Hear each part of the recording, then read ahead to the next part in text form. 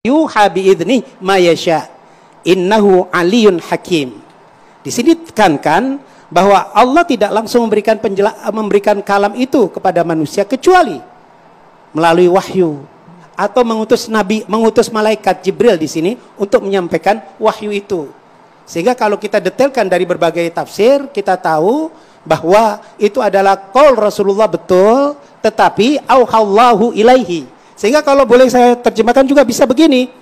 Auhallahu Muhammadan sallallahu alaihi wasallam fil Qur'anil Karim.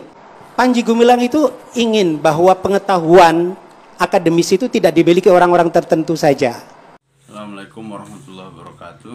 Pengajar yang ada di Az-Zaitun tadi, yang pertama dia sudah salah membaca ayat Al-Qur'an. Dia bilang yuha, padahal di ayatnya surah Asy-Syura ayat 51 itu bunyinya adalah fayuhiya. Nah, yang kedua, kalau logika demikian dibangun, sesat menurut saya itu. Saya setuju dengan apa yang menjadi konsep MUI Negara Republik Indonesia, bahwa ketika dia bilang itu qaul Muhammad SAW, maka itu menyalahi semua pendapat dan perkataan, bahkan ayat Al-Quran yang mengatakan bahwa Al-Quran itu qaulullah. Nah, kalau kita bermain di logika-logika retorika, ya itu berhawa nafsu namanya.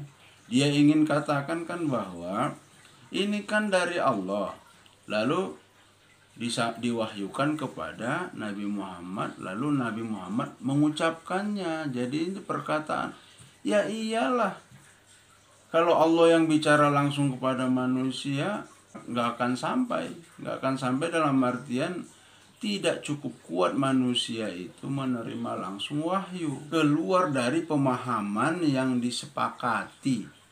Rasulullah SAW itu wa ma yuntiqu anil hawa in huwa illa wahyu yuha. Dia tidak berbicara atas dirinya, tapi berbicara atas wahyu yang diturunkan. Logikanya begini, Anda kan dosen, Anda juga guru, menulis artikel, lalu mengutip perkataan dari sebuah tulisan yang lain, dari pengutipan langsung, maka tidak mungkin itu diklaim menjadi perkataan saudara, tetapi tetap perkataan si pemilik.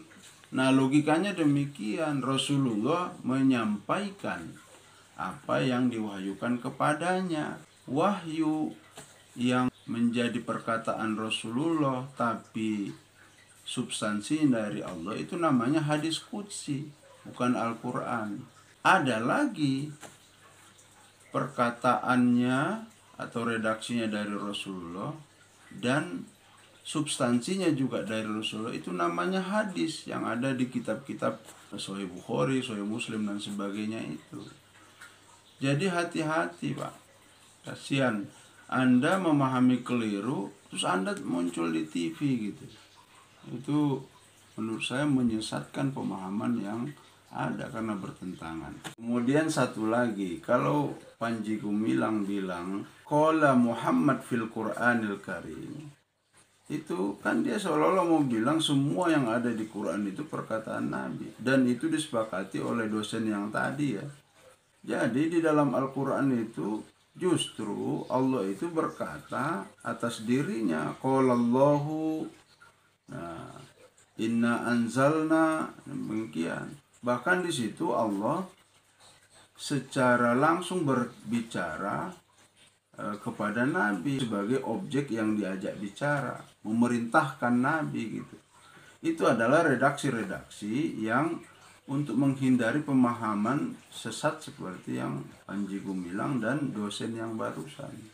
Di dalam surah Al-An'am ayat 106, Allah memerintahkan ittabi ma uhiya ilaika mir rabbik.